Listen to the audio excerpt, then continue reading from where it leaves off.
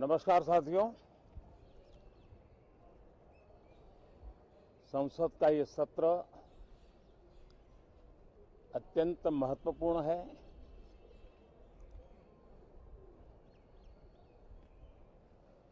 देश आजादी के अमृत महोत्सव मना रहा है।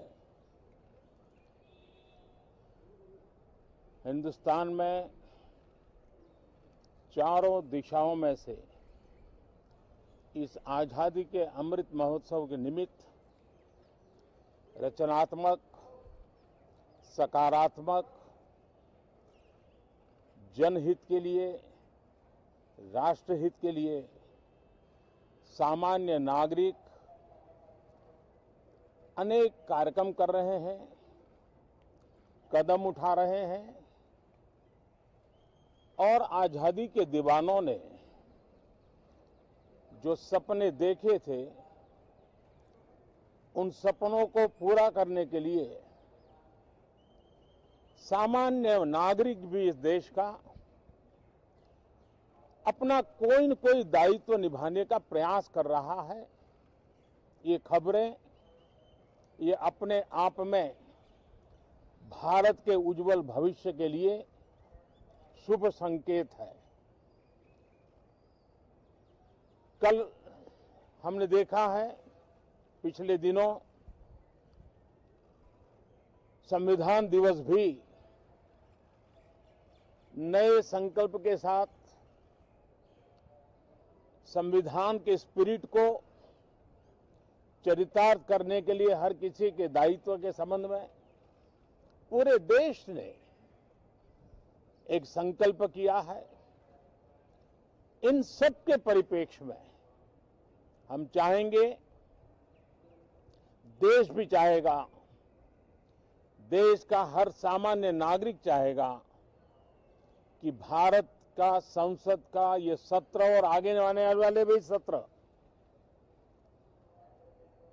आजादी के दीवानों की जो भावनाएं थी, जो स्पिरिट था, आजादी के अमृत महोत्सव का जो स्पिरिट है, उस स्पिरिट के अनुकूल संसद भी देश हित में चर्चाएं करे, देश की प्रगति के लिए रास्ते खोजे, देश की प्रगति के लिए नए उपाय खोजे और इसके लिए ये सत्र बहुत ही विचारों की समृद्धि वाला, दूरगामी प्रभाव पैदा करने वाले, सकारात्मक निर्णयों वाला बने। मैं आशा करता हूं कि भविष्य में संसद को कैसा चलाया, कितना अच्छा कंट्रीब्यूशन किया, उस तराजू पे तोला जाए, न कि किसने कितना जोर लगा करके संसद के सत्र को रोक दिया। ये मानदंड नहीं हो सकता है। मानदंड ये होगा कि संसद में कितने घंटे काम हुआ, कितना सकारात्मक काम हुआ। हम चाहते हैं सरकार हर विषय पर चर्चा करने के लिए तैयार है, खुली चर्चा करने के लिए तैयार है। सरकार हर सवाल का जवाब देने के लिए तैयार है और आजादी के अमृत महोत्सव में हम ये भी चाहेंगे कि संसद में सवाल भी हो, संसद में शांति भी हो। हम चाहते हैं संसद में सरकार के खिलाफ, सरकार की नीतियों के खिलाफ जितनी आवाज प्रखर होनी चाहिए हो, लेकिन संसद की गरिमा,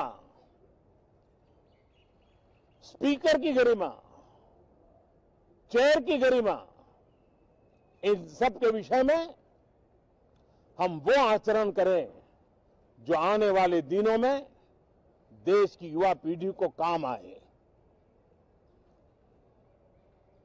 पिछले सत्र के बाद कोरोना की विकट परिस्थिति में भी देश ने 100 करोड़ से अधिक डोजेज कोरोना वैक्सीन और अब हम 150 करोड़ की तरफ तेजी से आगे बढ़ रहे हैं। नए वेरिएंट की खबरें भी हमें और सतर्क करती हैं और सजग करती हैं। मैं संसद के सभी साथियों को भी सतर्क रहने के लिए प्रार्थना करता हूं।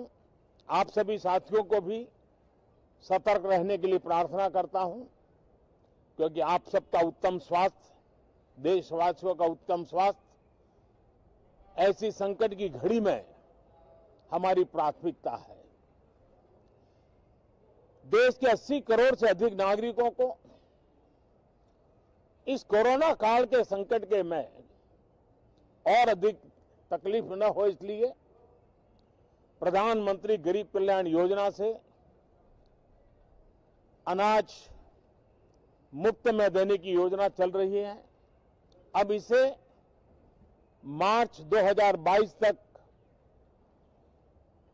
समय आगे कर दिया गया है। करीब 2,60,000 करोड़ रुपए की लागत से 80 करोड़ से अधिक देशवासियों को गरीब के घर का चूल्हा जलता रहे, इसकी चिंता की गई है। मैं आशा करता हूं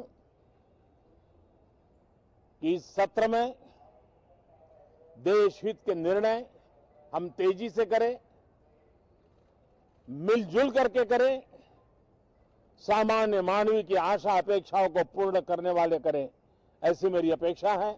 बहुत बहुत धन्यवाद।